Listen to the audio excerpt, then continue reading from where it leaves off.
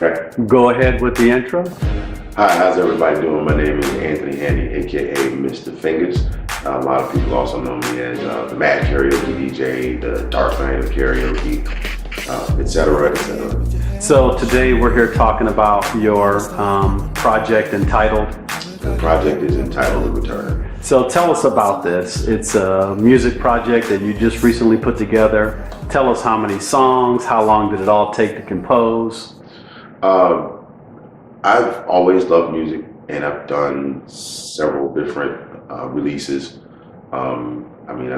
It's been 23 years, actually 23 years since I did my first release, which actually was a gospel recording, and that was back in the days when you put them on cassette.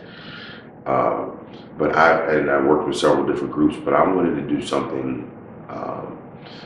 I wanted to do something that I put a lot of time in. The other projects, I was excited that I had, I was like, woohoo, I've got recording equipment, I've got a keyboard, and I threw some stuff together and just put it out without polishing it, without making sure it sounded up to standard, without making sure it looked up to standard. So I wanted to do a project that was as professionally polished as I possibly could put Talk together. about the timing. So why now? Why was the timing right now? It was time. It was long overdue. As I mentioned earlier, a lot of people know me as a Mad Karaoke DJ. I've been hosting karaoke venues almost 18 years now. And during the course of doing all of that, I kind of got away from my first love, which was, writing music and recording music.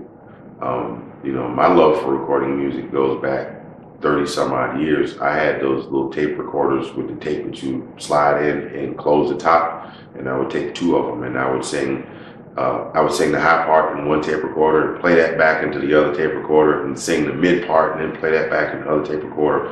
Now, of course, I had all the background noise in the background and room noise and all of that, but I was proud of my little recordings. But that was something I love to do. So, it was something that it was just time. It was overdue. I had been itching to do one for a long time, and I kept telling my wife, I want to do recording.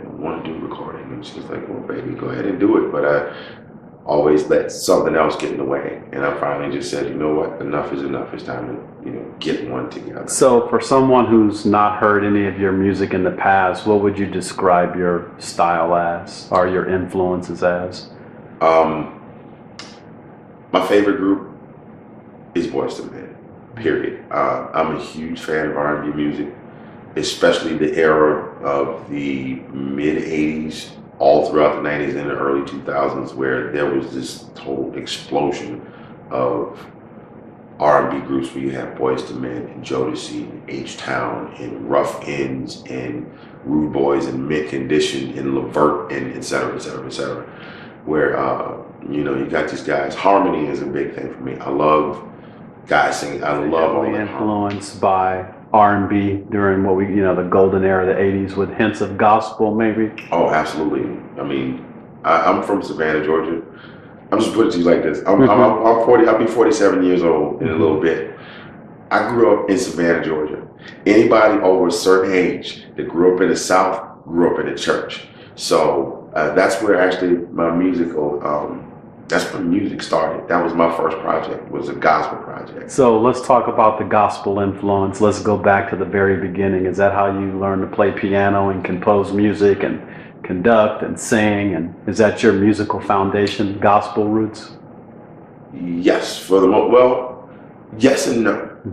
It's a two-part answer.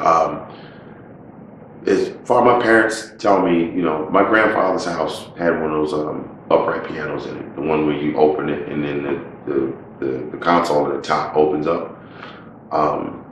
And they said that as soon as I would walk in the door and make a beeline for the piano, and would tiptoe up and open the thing and try and play on the keys. And then by the time I was old enough to sit up on the bench without falling over, I would bang out the theme song to Batman from the TV show and Peter Gunn. And I know there's a lot of people watching going, I know Batman, what's the other one? Peter Gunn? What's that? But and I'd always, anytime I got anywhere near a piano, wanted to play it. So then my mom started having me take lessons. But um, growing up in the church,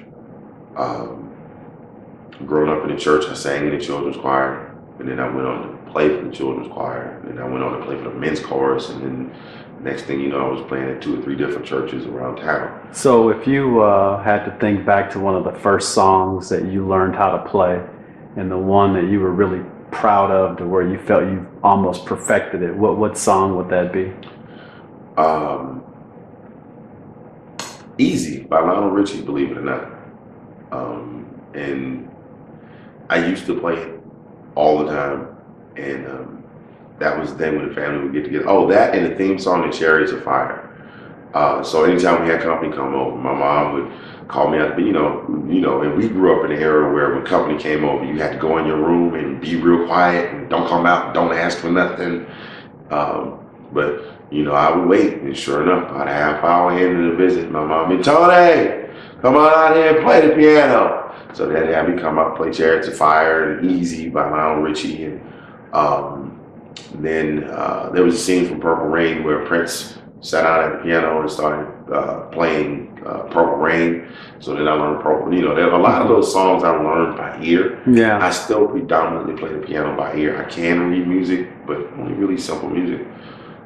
Because my thing was, if I heard it, I could reproduce it. Sure. So let's talk about, we talked about the gospel influence. So when did the R&B influence come into play?